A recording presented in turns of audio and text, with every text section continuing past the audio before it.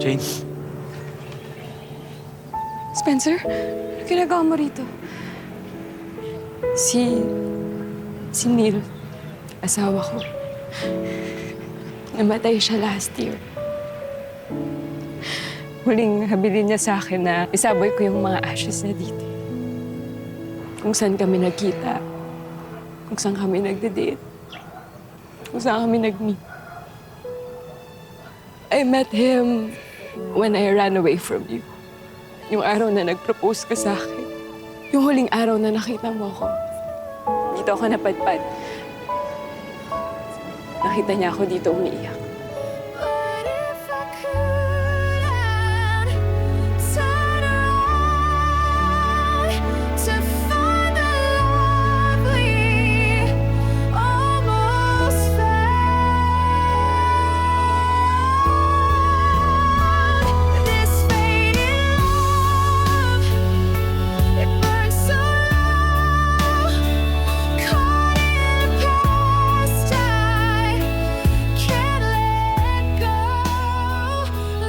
Oo, pre.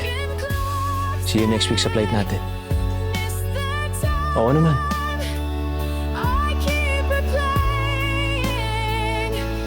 Handa na ako.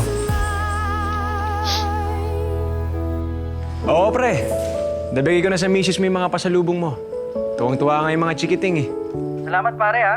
Na-expect na nila yan eh. Kasi alam nila na hindi ako makakauwi. Alam mo, buti ikaw, finally.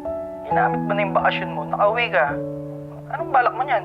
Eh, kaya ako naman di ginagamit yung mga bakasyon ko kasi wala naman akong uuwian dito. Sige na, pre. Ingat.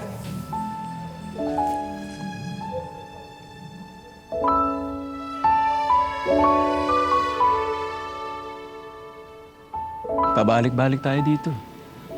Siguro dahil kailangan natin ng closure. Nakapag-closure na tayo. Binubuksan at binubuksan lang natin yung sugat.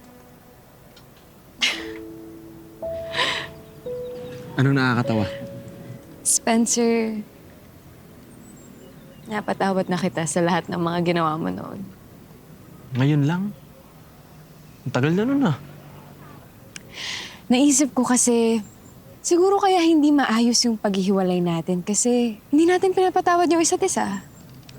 Pinatawad na kita. Hindi pa.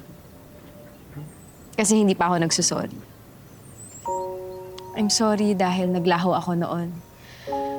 Walang explanation, na-ghost kita. Hindi mo deserve.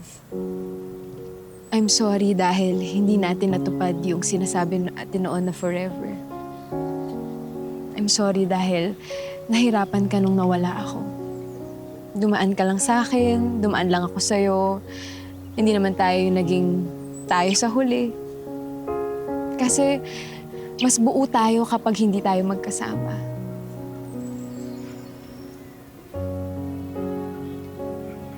I hope you have a good life.